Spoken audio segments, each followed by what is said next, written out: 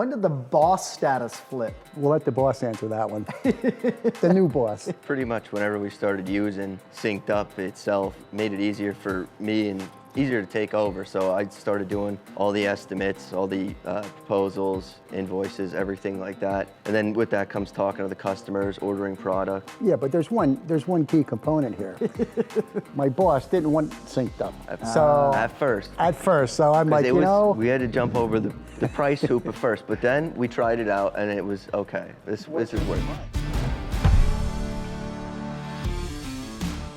Welcome back to another episode of the Cost of Doing Business show. Today we are here with Jim Womer and his son at Womer Landscapes. We are sitting in their shop at the moment. I met Jim and his son at Zimmerman Mulch about 6 weeks ago. Yep. Was that the first time we met? Yes. Yes. Yep. And he was just telling me his story. You guys were telling us how you were using SynkedUp. I was like, dude, this guy, I got to get this guy on the podcast. Like, this is a great story. And there's hundreds of these stories out there, and I can't keep up with getting them out onto the podcast. So, and I got Eric Ranella here with me today. He's sitting right behind the camera. We'll get him on the behind the scenes, and we're going to enjoy a good conversation. Looking forward to it. So, why don't you two introduce yourselves? We'll go from there. James Womer, coming into taking over Womer Landscaping within the next couple of years here. I'm Jim Womer, also his father, and I'm exiting stage left. Not right away, though. And before we started recording, we were just talking about, like, I asked them, like, when did the boss status flip? We'll let the boss answer that one. The new boss. So, as I was saying before, it was pretty much whenever we started using SynkedUP itself, because it made it easier for me and easier to take over. So I started doing all the estimates, all the proposals, invoices, everything like that. And then with that comes talking to the customers, ordering product, and pretty much anything involving that. So what was the dynamic there? Dad was like, you know what, you do this. Pretty much. He just said to go ahead and run with it. And because I've been around since I graduated high school, this is all I've been doing. So I kind of figured it out. And you have to be a sponge, listen to what people say, and see what he was doing, and kind of take everything off of that and tailor it into your own way. Yeah, but there's one key component here. My boss didn't want SynkedUp. At first. So I'm like, we had to jump over the price hoop at first, but then we tried it out and it was okay. What changed your mind? Once I started using it and just seeing how much easier it made everything, I'll tell you what it was, if you remember. We just completed a job. I think I told you this down at Zimmerman's. So we were called to provide an estimate on a job, and it was for a retaining wall and steps up on Howard Avenue in Pottsville. Yeah. So we went on SynkedUP, did everything on SynkedUP, had the proposal out, a day? Yeah, pretty much. We had the proposal out to the people, the job almost done before they had their second estimate returned. Honestly, I mean, that's how fast the turnaround was. The way that you can monitor your progress as far as your profitability, your expenses, man hours, cost accounting basically. Yeah.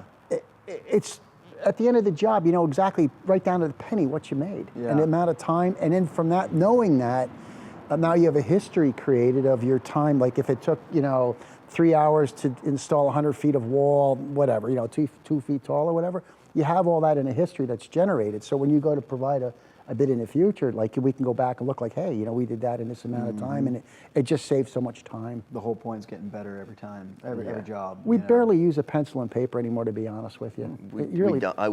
We really don't. That's pretty impressive coming from the dad here in the room. That's. You mean the old boy here in the room? Yeah. Well, the thing about it is I'm going to be 62 and he's 23, so we have a 39-year difference, which is huge.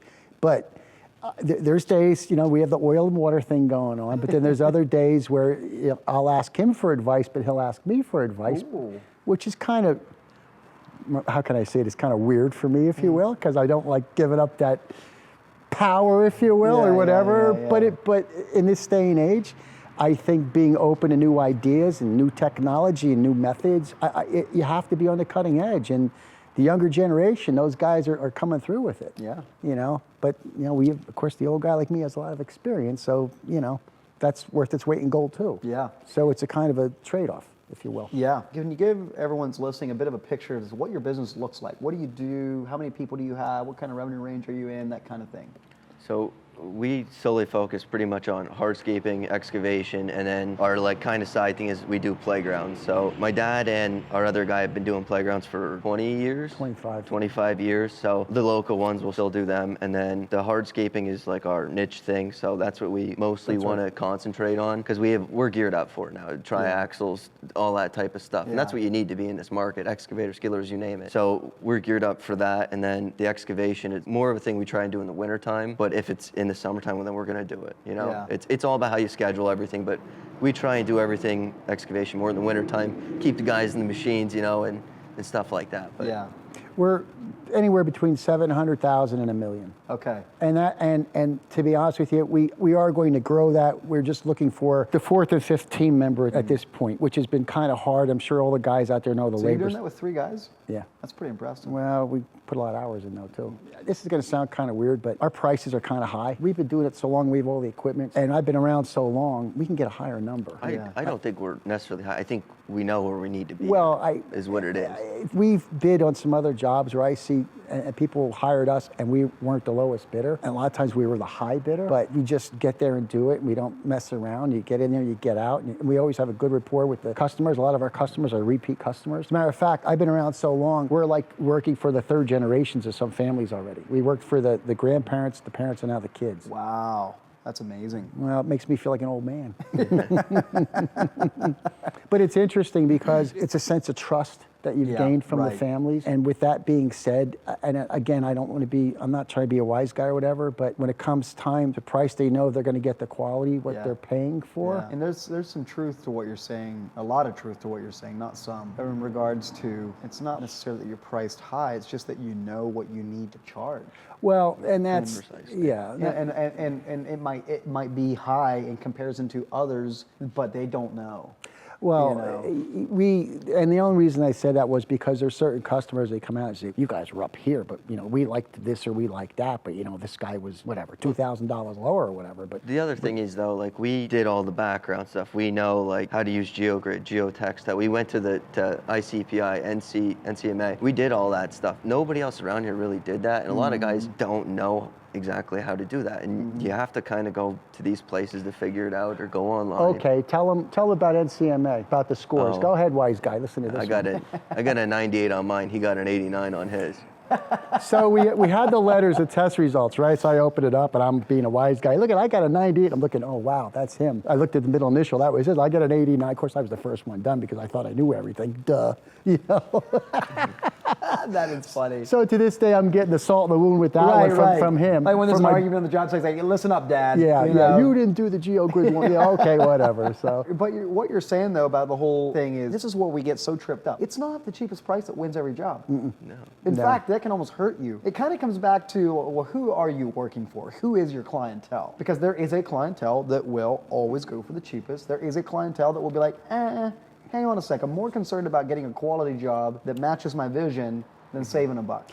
One of the things too, and it's simply age related, was when I first started in 1983. Back then, the economy was a little tougher. In order to keep working, you had a low number to keep going. But what happens is you get sucked into a vacuum, and now people say, "Oh, well, he did it for this. Mine's a little bit bigger, but I want to do it for the same price." So you were hungry, but you wanted to keep working, but you didn't want to offend anybody by raising your numbers. Well, what happens? You get caught in a poor man's, no man's land, there, if you will. It's like you can never get your numbers higher. Yeah. So after a while, you can't buy a new truck, you can't buy decent tools, you can't hire people and pay them more, and you have to, for the younger guys, you have to break out of that routine. That's why with your program here, you know exactly where you're at cost-wise. You know what your costs are. You know what you need to recover. And if you don't know that, how are you going to move up, or how are you going to stay in business? Yeah, you have to know.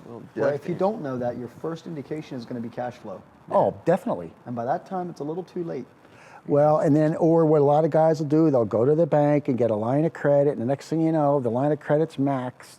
There's no room to breathe, but now you're paying interest on your line of credit, all that stuff. I've been there before, trust me. It gets ugly. I learned the hard way, and that's how. And to be honest with you, that was better than any textbook I could ever learn it out of. It just, I've been there and done that, unfortunately, but not anymore. Long time since that's happened, so. Don't be scared to charge, because if you're scared to charge and then you get the job, okay, well now you're not making any money. You might as well sit at home. You're basically not doing anything. If you're not making anything, you may as well go fishing. Yeah, Right. exactly. Yeah. But if you're not making any money, you can't afford to go fishing. That's true. Oh, it's a catch-22. Yeah, right. It's kind of a rhetorical. The thing about it, though, is like when you're, you know, like he said, you know your numbers, you know what you're comfortable with, and like our area, we know in this demographic, we know where we are financially, what we can do and what we can't do per se, if you will. Like certain jobs that I know I won't bid on or we won't bid on them because we know it's not going to be our type of work. And we don't want to do that. So we'll shy away from that. Like an example was there was a retaining wall that collapsed. And he and I looked at it, and we know what we needed to do the job the right way and so on and so forth. And he and I spoke, and we knew there were going to be a lot of bidders involved, and we knew we weren't going to be able to get our numbers, so we didn't even bother entertaining to, give them a bid. Well, I sent the guy a bid, but it was very high. I made it so it's like 30% profit or something. Something crazy. But it was involved. It was involved, and there were other factors with it, and we decided that in order to do it the way it had to be done, we knew they weren't going to hire us. The spinoff was if we did put the wall back and we did the geogrid and compaction. There was landscaping involved. There was a parking lot behind it that had a blacktop work done, and we had all that figured into our cost. Hence, therefore, our cost factor was higher. But when the wall was put back up by the contractor, none of the other work was done. So the wall, it's going to fail again.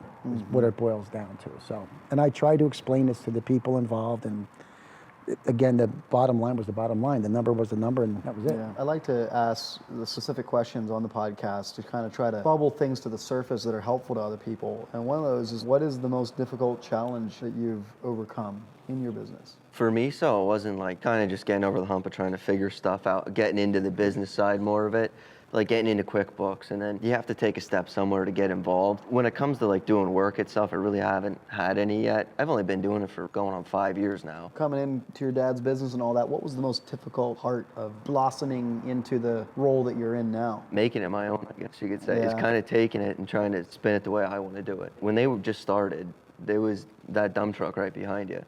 When I got out of school, we just got that truck over there. Then a couple years later, we got the tri-axle. So we've been trying to grow, is basically what it was. So just trying to figure out how to grow and keep the money going and figure out what you need to charge and like how to keep everything running so you're actually making money. For me, it was in 2013. We were really, really heavy into the playground situation. We were really cranking out playgrounds left and right. And we were an installer for one particular company. And the gentleman that owned the company had gotten sick. There were new people that came into play in that particular company. So we were all geared up to start off the 2013 with boatload of work. Also at that time, we just bought a property right up the street, and we were fixing that up. We had a terror building down, so on and so forth. Anyway, when it came time to go back to work in the spring, here they hired another installer and cut us completely out. So there I was, bought this property, fixing this property up, going into the savings account to keep things moving, and no money coming in. And I thought, wow, and I was in panic mode. Well, it's amazing how fast things can change around if you hustle. And I was able to go out and sell a bunch of work, and we got right back on the bandwagon within like 60 days. It was almost like we picked up where we left off. And we were lucky. I'm going to tell you, we were blessed, we were fortunate, but that was a scary thing. And it was at that time, it was a mountain. That's what it felt like. But again, it all worked out. Wow. So, and I had kids in college too. Yeah, wow. So what did you do in that situation, like what did you do to hustle? Like what's the definition of hustle? Well, because our customer base was so big, you call around and, hey, how's your landscaping looking? How's that wall holding up, blah, blah, blah. People would say, hey, yeah, we need some mulch around the trees or whatever. So we were kind of out of our niche a little bit. In the city next to us, we have some connections there, and they needed their playgrounds updated or whatever. And they kind of put things on the fast track kind of to help us out a little bit, because we do a lot of donation work for the city. So it kind of worked out that way. So I just made a bunch of phone calls, and it worked out. When you have a good clientele and you service the clientele well, they'll service you just as well, when it comes time of need. And it worked out great. Wow. Yeah, I was lucky. Yeah. Like I said, we were blessed, but I was very lucky too. Yeah. Through your experience in business, life, whatever, what's the best advice you've been given? Be a sponge. Even if somebody's saying something you don't want to hear, there's always something to pull out of it. Whether it's, well, this guy's saying something dumb, but I could use that not to, in my own way. So I could switch it up and pull the important parts out of that and then use it elsewhere. Have your ears open all the time. Don't always keep doing this because it doesn't help. Listen and then go from there. The first one is never give up. You could go out, it's a Monday morning, you have a guy doesn't show up, a piece of equipment doesn't work, the client is being really nasty to you or whatever, and you just say, oh my gosh, I just want to do something else. But the thing about it is you never give up. You keep plowing forward. You know, the truck will get fixed. You know, your employee might have been sick. He just didn't call you or whatever, but he's going to come back and he'll make up for it or whatever. But it always works out. But the one thing is you just don't quit. You keep plowing forward no matter what. If it's raining, the rain's going to stop. The other thing too would be you have to learn how to use the word no. And what I mean by that, there's different instances where people want you to do stuff that it's not in your comfort zone or you're not set up to do that, and it's politely say, no, I can't do that. And because if you do say yes, it can mess up your schedule, it could hurt your cash flow, and I don't mean that in a nasty way saying no, but it's for the benefit of you and the client. I think that's a critical two-letter word. Well, that's the one I'm trying to, my ears are perking up at that one, because like I think it's actually harder to say no than it is to say yes. Like I mean, maybe that's a personality thing, but like, it's just like you want to say yes to everybody, and what ends up happening is you are kind of slave to whatever requests come at you. Well, it's funny you said that, because he and I right now are at that crossroads where I'm kind of like the installation, because I know the client, that he's the new boss, and he says, hey, we're not doing that. That's not in our contract, we're not doing that. And I'd be like the guy say, oh, we'll take care of him. He's like, no, because it's gonna cost this and this and this. And you know what he does? He gets the phone, and he goes on SynkedUP, he goes, that's another hour, that's another blah, blah, blah. I'm like, okay, I got it.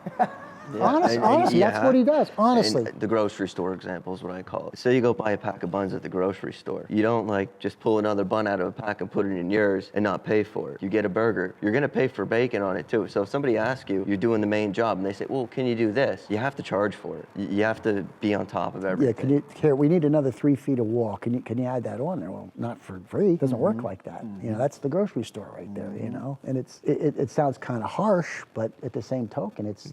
And the other thing is, that goes back into like the payment term stuff. You don't go to like a food store or something and then not pay when you're done. I personally like the final day of completion, you get paid and you're done. It says in the contract, everything, you're done. That's like the nice part about SynkedUP too, is it sends a contract with them, everybody knows what it is, you're paid the day that you're done, which I personally love because cash flow. Yeah. You got to keep the show running. We actually just did a job, a small paver patio, and I was out here sweeping the garage out. The guy comes down the driveway.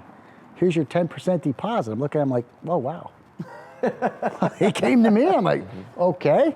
And that's the power of communication. Well, yeah. You know? And the day we showed up at our contract, the day we show up, we get 50%, and we showed up, and the guy was right out the door, here you go. There was no negotiating, none of that. It was just, here you go. This is what your terms are. This is what we're doing. And you know, so much of that success is in setting the expectation properly up front. Well, which is kind of what you're doing when you're saying it's right on the contract and SynkedUP, and it spells out the payment terms. It's like, well, the guy just pulled in and gave you the check. You didn't have to ask for it. It was fantastic. Yeah. And you're not chasing people down. People know, like, you have to be there or else we're not going to start. I mean, if that comes, it sucks for us, but they have to pay. That's the way, in my opinion, that's how it has to work. Well, and I think the other thing that it also does, it gives you a level of professionalism versus some of the other people. Yeah. Because now when you get there, people know your terms, the contract is spelled out, they know what you're going to do, you know, what the dollar amount is, versus if you go there and you're not prepared, or you're kind of like dancing around the customer, hey, I need a couple bucks or whatever, and now it's in writing up front, and it just makes a world of difference. Yeah, I think. That's for sure. Yep. Yeah, and having everything down to the penny, that's where you really look professional, when the job's $5,464.37, you know, which helps too, because now you really look professional, and you send them a contract, and then there's a DocuSign, all that stuff. Well, that's because they know at that point, they know that you know your numbers.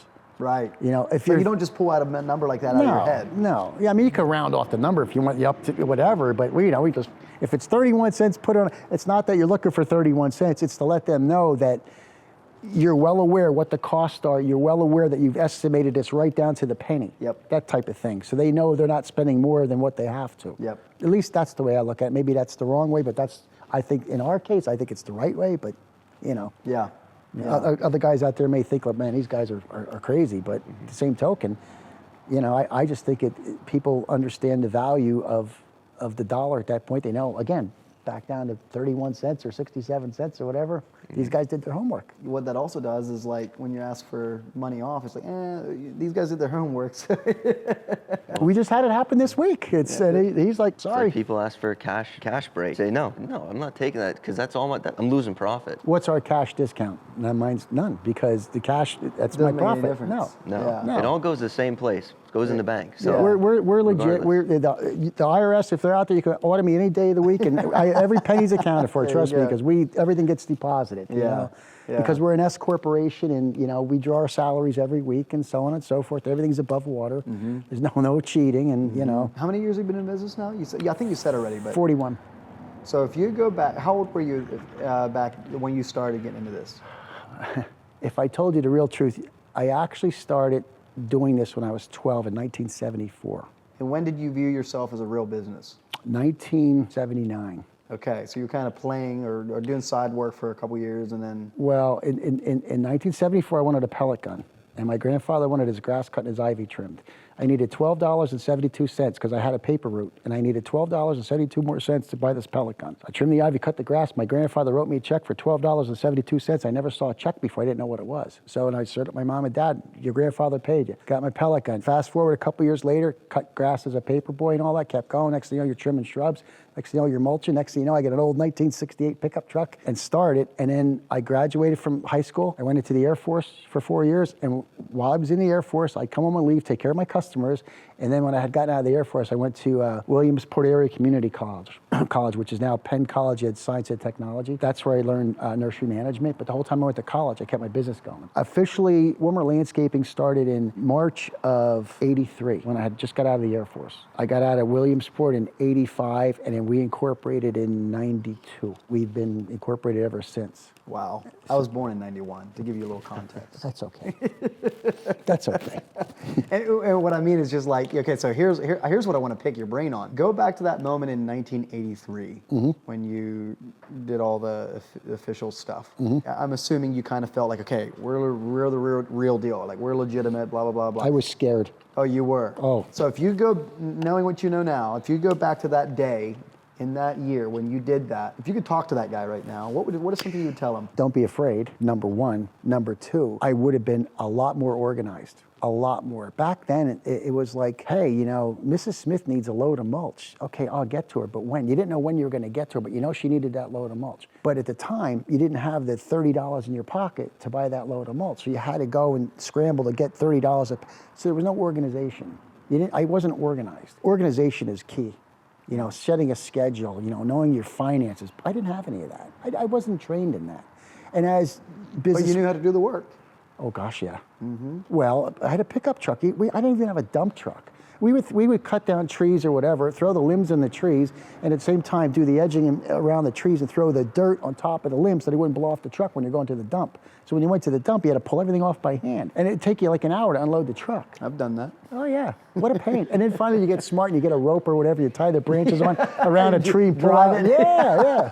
But then, that was part of it. And it was a struggle. But I have to honestly tell you, though, back then, it was fun. It still is fun. I still enjoy what I do. It's fun. Over the years, all the guys that ever worked for us, we never fired anybody. Wow. Guys just quit to go back to school, or we never fired anybody, never had to. That is one thing about seasonal businesses, is when the season winds down, there's just people you invite back and there's people you don't invite back.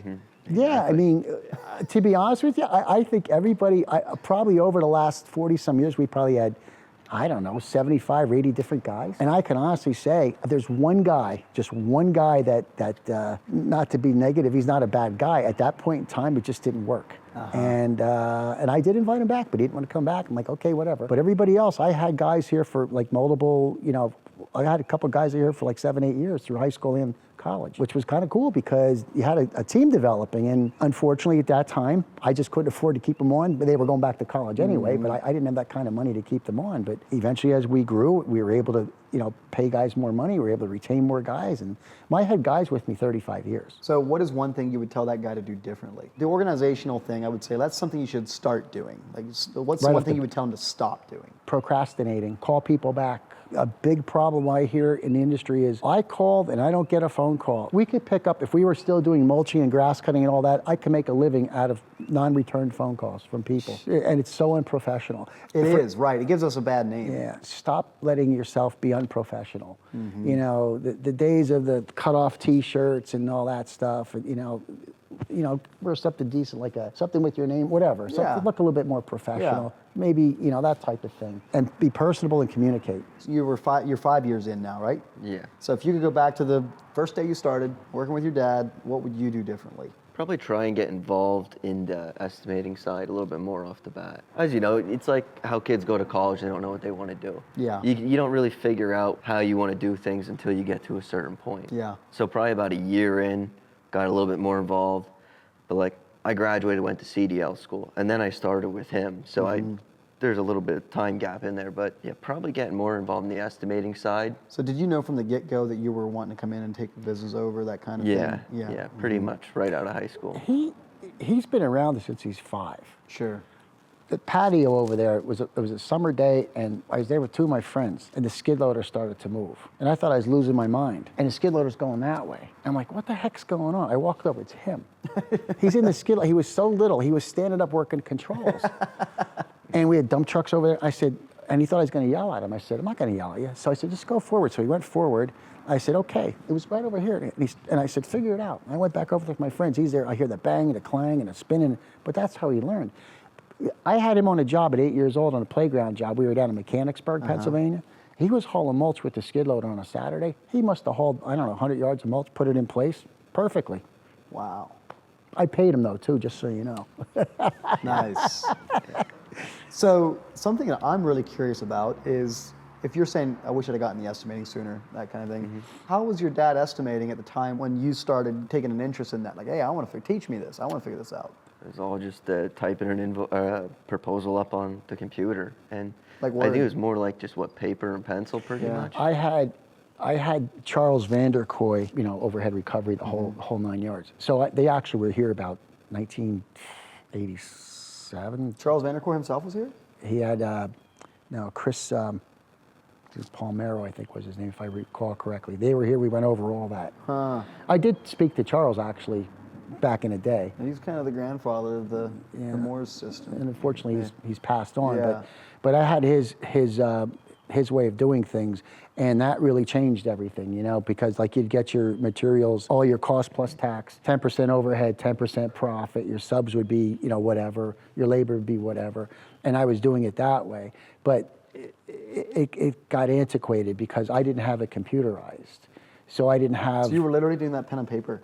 I was. Wow. And then I went to Word or on the computer. I can't think of it. Excel. I'm sorry. Yeah, went to Excel, and then I did it that way, up until your thing.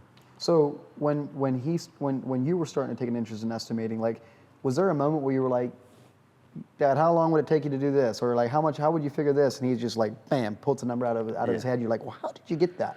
Yeah, pretty much.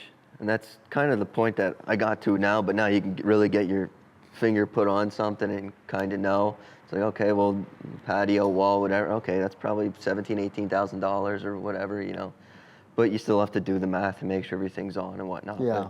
But like I learned doing the 10% first, and then whatever your 10% is on top, then do your next 10% on top, or 15 or whatever you want to do, you know. You see, with your program, whatever our materials are, a lot of times guys don't put the sales tax on them. So we put the sales tax and do your multiples and all that. But like he and I'll look and we'll say, okay, like where are we at? Okay, how far into the job are we? What do we have left for money and so on and so forth? And we can look at it like right there. It's like right there. You know exactly where you're at cost-wise. They'll say, okay, well, we bid X amount of man hours. We bid 30 man hours. We're at 18 man hours. We got to get moving. And it's nice to see that. We do that all the time. Yeah, just track Just it, not see every where day. you're at. Every day I think we do it.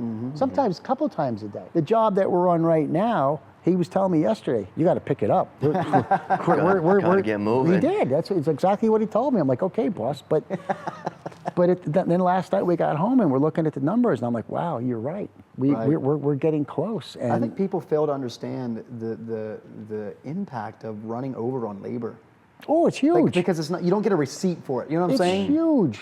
It's actually probably the easiest and most expensive way to By far.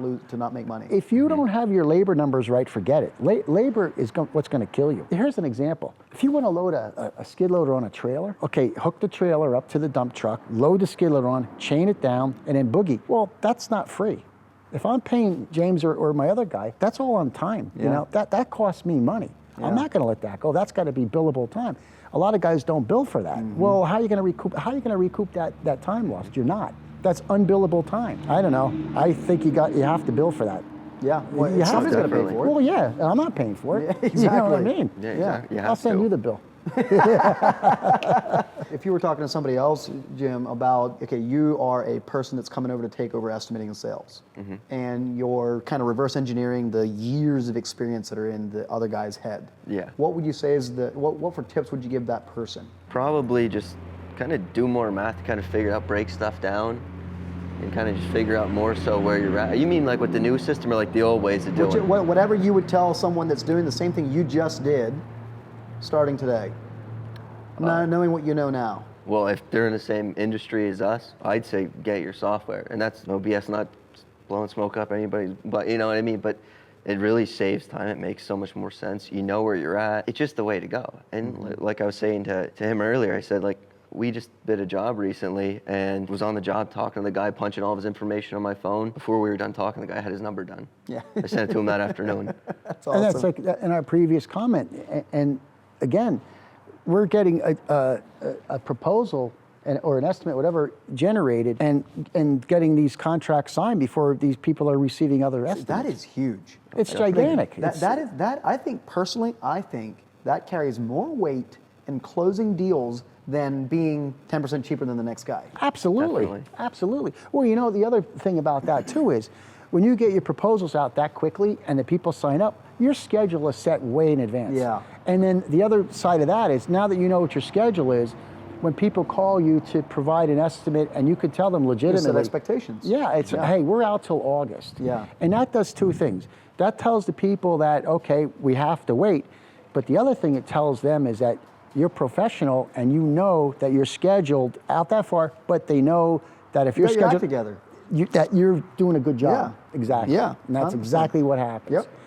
And I want the guy that has their act together to do my job. Definitely. You know, the guy that's like showing up and leaving because he forgot something. You know, it's just like, how good's that project going to be? I have a friend of mine, and he's been in the business for 65 years. Now, unfortunately, he has the onset of Alzheimer's. He and I were talking. I said, if you run this for another, 30 years or whatever, we'll have almost a 75-year run with one family, which I think is kind of cool. That is cool. So, you could say, hey, man, we got a 75-year gig is going awesome. on here. But he's saying because he's getting your synced up, I'm out in 25, Dad, because I won't need it because I'm estimating the right way. So 75 years isn't going to happen. You never know. Pass it on to your kids. Yeah, really. It'll just definitely. take 25 years instead of 40 years to do the same thing. Yeah, pretty much. That's the goal. Yeah. Yeah, with us, and again, I think with the age difference is one thing. But what I kind of find, like with SynkedUP, is when I get in there and I'm looking around different things and he's looking over my shoulder, oh, Dad, you didn't do that right. Let's do that or change this. I'm like, okay. And then when we make the changes, and then we'll look at it and we'll talk to each other and then like, think maybe geotextile should be, 18 cents a square foot versus 16 cents a square foot or whatever. Like little subtle little things like that. Like we'll hash out back and forth. And at the end of the year, that little 2 cent, 3 cent thing here based on thousands of square feet of stuff, that adds up. Oh, yeah. Huge. I mean, Yeah. and what I like is Death by 1,000 cuts. yeah, and we'll banter back and forth over stuff like that, and I'll tell you another thing that's changed. It's changed his relationship and my relationship. We're not always, oil and water again. I mean, we on some things, but when it comes time to the estimating process, the proof's in the pudding. It's right there. It's right in front of you. So there's no more discrepancy. And I think back to the question I asked you earlier, I think one of the most helpful things so if you are like, I want someone else to help me do the sales. I don't want to be the bottleneck where I'm the only guy that can do an estimate anymore. One of the best things you can do as the new guy coming in to try to learn the process is like, you're looking at the job together, the new guy asks the experienced guy, okay, how long is this going to take? 5 days. And it's like, how'd you know that? I don't know, I just know that. Well, what you want to do, let's pretend you're bidding a 500 square foot patio. And so what you want to do is come up with a formula. Like, I don't know how he came up with the 5 days, I just know he came up with the 5 days. But I do know that the patio is 500 square feet. So I would divide that 500 square feet by the 5 days is worth of man hours, and bam, there you have your production rate of how many square feet you can produce per man hour. Do the same thing for stone. How much stone is this going to take? 25 ton. 500 square feet divided by 25 ton. Bam, there's your production rate. And that's a starting point of beginning to reverse engineer the magic that's kept locked up in the experienced guy's head. When we were at the thing for Zimmerman recently, that you were saying about that, and I was trying to figure out how you were doing it. Now I know, because I have to enter the templates in and whatnot. I'm still working on getting everything figured out, but even just what I have done so far has helped us out tremendously. Yeah. Like just getting started estimating, find out your budget and whatnot. We're at the point now where when it comes time to look at jobs, we'll go together. And sometimes, like, it's getting to the point now where I don't go anymore. I don't have to. He's got his ammunition with him. And he's enough experience now. He's been around this long enough. He knows what's going on, you know? Plus, you have the job costing, like you were saying. If he screws up, he'll know it. Yeah.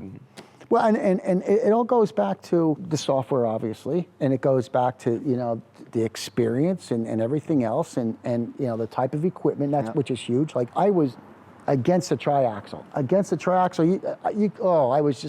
We're not getting a triaxle. Well, we have a triaxle. We use that triaxle more than I ever thought we would. Yeah, it's funny how that works. We have that little F650 dump truck over there, which I love that truck. I'd never get rid of that.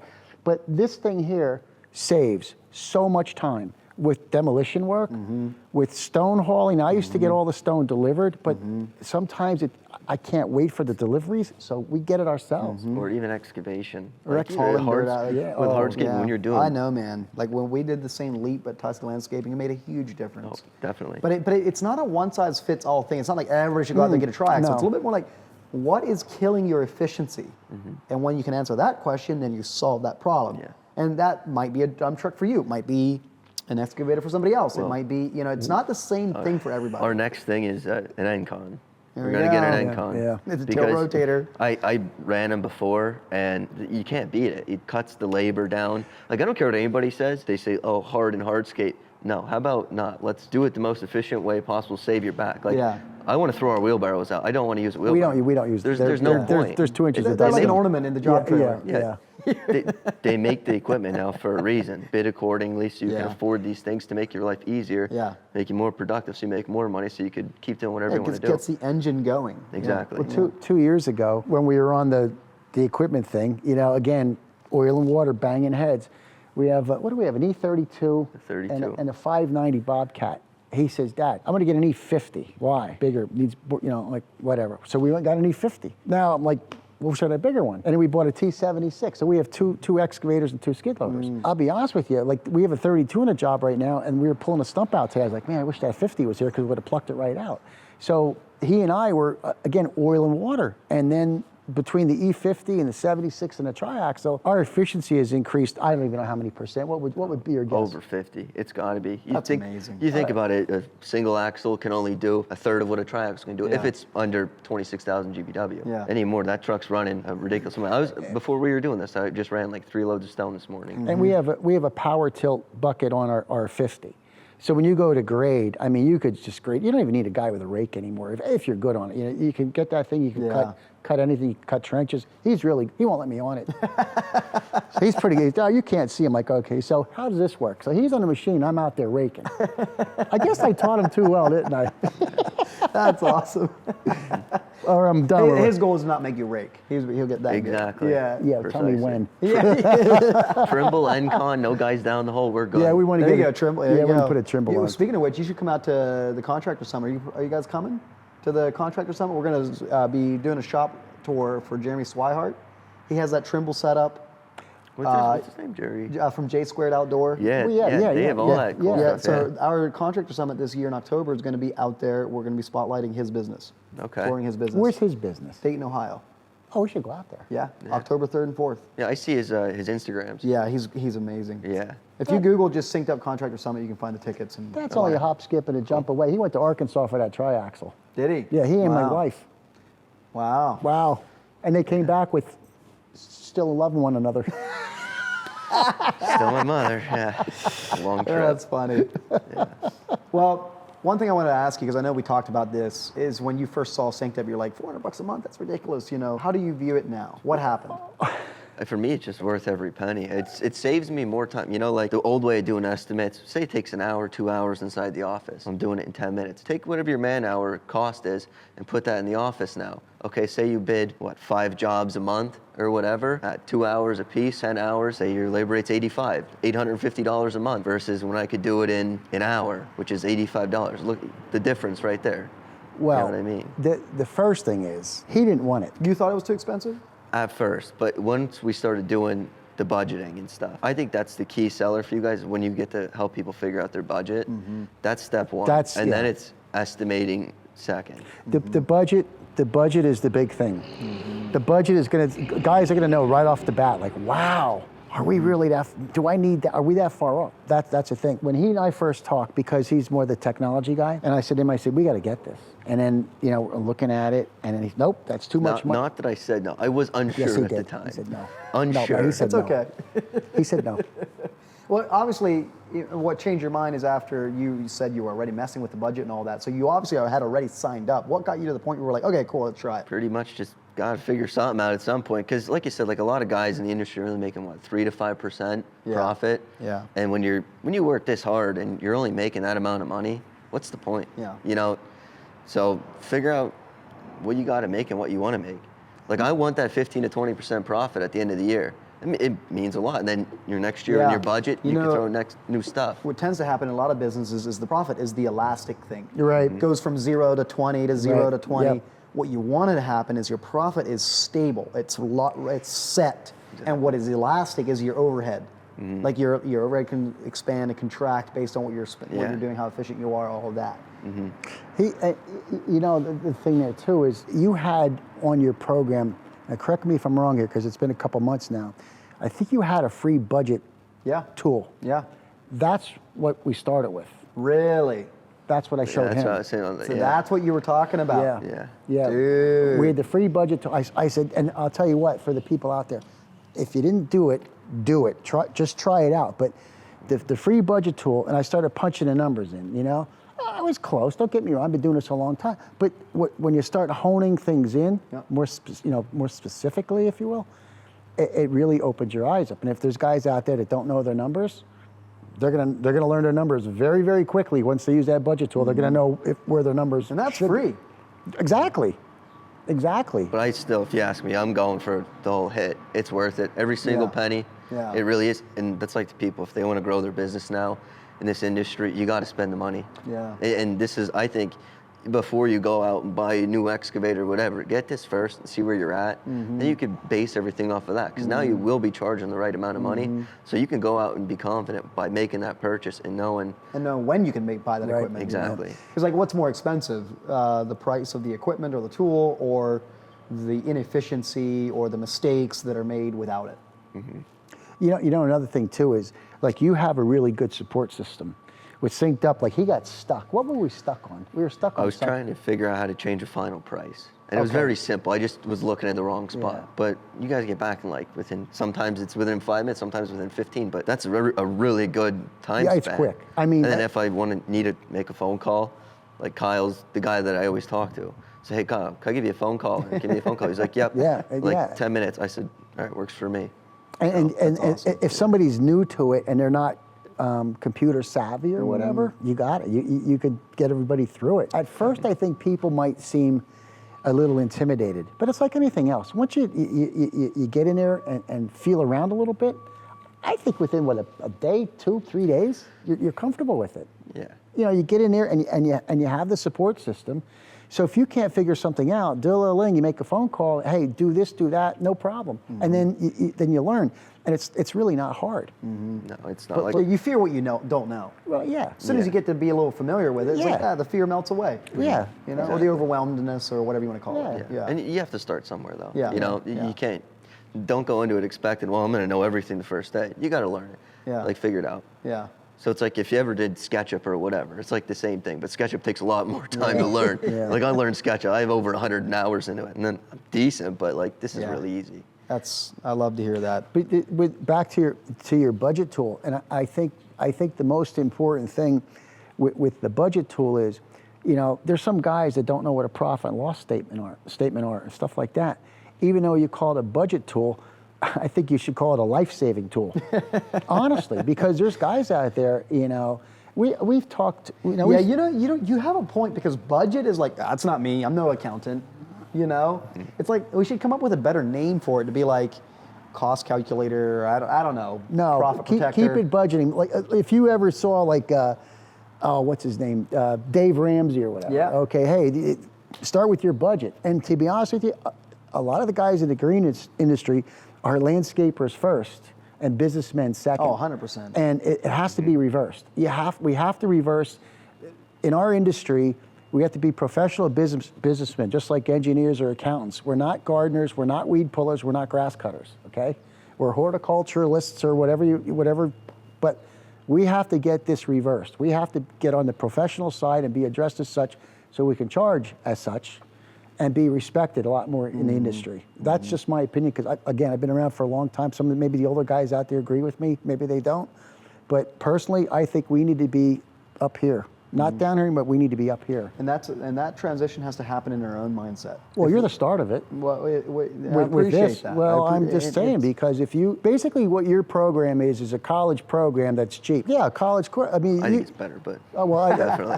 I personally think so. It's more practical. I'll be honest with you. When I went to Williamsport Community College, two of my professors, they had businesses. I learned more in the one guy's nursery and the other guy going out and transplanting trees than I ever did in a textbook. Yeah. By far. 100%. By far. And again, I'm not trying to, beat the budgeting tool to death, but in a practical sense, that's a great place to start. And then keep building and building and building. And again, like we said before, figure your way through it. If you got stuck, call your support team. And I think you can't lose. And for what it's worth, anybody that's listening, you can fill out that budgeting tool, and as soon as you submit it, right underneath it, there's a button there that says, get on a call with an expert, look over my shoulder to like look at the numbers I put in. That's something we just started doing since probably you used it. Well, I'm trying to think. I early on, I talked to Gene. I guess that was for the initial sign up, I guess. It might have been. Maybe that is how you came through. But yeah, I just want to make sure that it's not like you have to go figure out that budget tool by yourself. No. But I talked. Yeah. No, when I did the budgeting tool after I spoke to Gene to sign up to the program. That's what it was. Love it. Yeah. Was that July or August last? I don't even remember. August? It was It was third quarter or something like that. Something like that. year. Yeah. I know it's the time went by quickly, but I don't know. Just guys, if they would do that, even if any of the local guys would see this, I wish they would jump on board, or if they have questions, ask us. Sure. Yeah. And that's because like we all, like a rising tide lifts all ships. We want more contractors thriving instead of just barely surviving, missing dinner, working till midnight, getting the quotes out after they worked for 12 hours out in the heat. It's like, sure, there's hustle of getting something off the ground. Yeah. But that should be a temporary season, not a 30-year career. Yeah. Well, and people, the problem is people say, oh, you're a seasonal business. We aren't a seasonal business anymore. We go around the calendar year, because we have, with the excavation end of it and hardscaping, as long as your bases are prepared properly and so on and so forth, you can go right around the calendar year. Yeah. You can. I always like to ask, where can people find you? Like, where can they reach out to you, get in touch with you, chat with you, whatever? We're pretty big on Facebook. That's kind of our main thing. Okay. So on Facebook, we don't really have a website. We used to, but our big thing is Facebook. Gets out stuff out there and whatnot. But on Facebook, and then just look us up online. We're Womer pretty Landscaping local. Inc. Womer Landscaping Inc., and that's spelled W-O-M-E-R. Right. Womer Landscaping Inc. And we're in Pottsville, Pennsylvania. Yeah, beautiful. I enjoyed the drive here. Well, I'm glad that you did. Yeah. And you didn't get lost. didn't. By the way, your days are not working until midnight or whatever. What about eating that bowl of cereal at 3 o'clock in the morning doing your patio? I saw that, Huh? Okay, that was temporary season. Okay. Yeah. I'm gonna ask Ben when I see him again. I'll eat my own dog food here. That was the summer that we were really for real getting SynkedUP off the ground. And I remember, I was literally doing Zoom calls all day. And 5, 6, 7 o'clock at night, I'd get out there. Ben would show up after his day at Tussey, and we literally worked all night. We fired up the paver saws to cut that patio in at 4 a.m. Oh. And that came out beautifully, by the way. Thank you. You have to come out. You have to come out and have you out really there. Nice. Yeah. That'd be cool. Actually, he was talking to Ben at Zimmerman's, And we were talking about water features, weren't we? Ben says, well, call me, I'll come out and help you. I'm like, really? So, yeah, I hope I didn't get Ben in trouble with that one, but you know. No, it's in the off season. Yeah, Ben's been doing a good bit of, like, he was down in North Carolina doing a water feature for Jason Gwaltney, another SynkedUp customer. He's been helping us a lot in the trade shows that are during the winter, which has been a huge help because I've been, speaking of what you're talking about, I've been traveling too much. So we're getting, you know what, do yourself a favor, and I don't mean this in a negative way, but years ago when I was doing the playgrounds, our territory was the Maryland line to the New York line and the Susquehanna River to the New Jersey line. So some days I'd leave like 4 o'clock in the morning. I wouldn't get home till like 8, 9 o'clock at night. I missed his ball games, some of my daughter's volleyball games, and I'll never get that back. So back to what we're talking about, if you can reduce the amount of hours you work and you stop traveling so much, so let somebody else do it and get back to like a normal lifestyle, especially with your kids at the age they are now. Yeah, that's important. They need 100%. their dad, you know. 100%. But he's an important part in the business right now too. Well, I understand that. I Getting get out there. But to eat my own dog food or to practice what I preach, it's like temporary season is one thing, lifestyle mindset is another thing. It is working. Like we have an amazing team at SynkedUP, and everybody works hard. Everybody's bought in, and I can point to my calendar as proof. Last year I spent 90 nights on the road. It's a lot. This year, with the whole year already planned, I should be under 60. I'm Good, in the 50s. good. So, and hopefully next year I can get under 50. You know, so it's a process, but I'm making progress. I had years ago, there was a paving contractor. He's local here. He's toward the Reading area, which is south of here. And he's a, I don't know, $6-7 million a year company. And I was talking to him, and I said, how are you in the paver? He goes, I don't even know how to start it. He goes, I pay people to do that. Where I'm going with you is, like, once you train more people, you could pay somebody, and then you could get back and live your life, you know, and watch your kids grow up and throw baseball or whatever, you know. Yep. And that's important. Yep. And and your kids are gonna remember that. And anybody else out there, your family comes first. Yep. It does. I made the mistake where I did put my family first within reason from a financial point, but time lost, I'll never get that back. So in essence, I didn't put my family first, and I regret it to this day. You know, I'm kind of saying that I'm too young to really say this from experience, or I mean, whatever. Like, it's like, you can always make more money. You can never earn your time back. Very true. You know? What, do you want me to adopt you or what? No. Okay. I'm just saying. I'm just kind of rephrasing what you just said. No, I'm just saying as a joke, you know. But I just think it's important that, you know, you have a good thing going. And I know you have to be the face and the mouthpiece of it and so on and so forth. But like you said, you're getting your number of nights at home, you know, you're getting more of those back. And please stay on that path. Yep. For your own health and for your family too. Well, thanks for that encouragement. I appreciate that. You betcha. Well, thank you guys. You guys have been incredible hosts. Thank you. Appreciate it. Thanks for coming out. We appreciate it.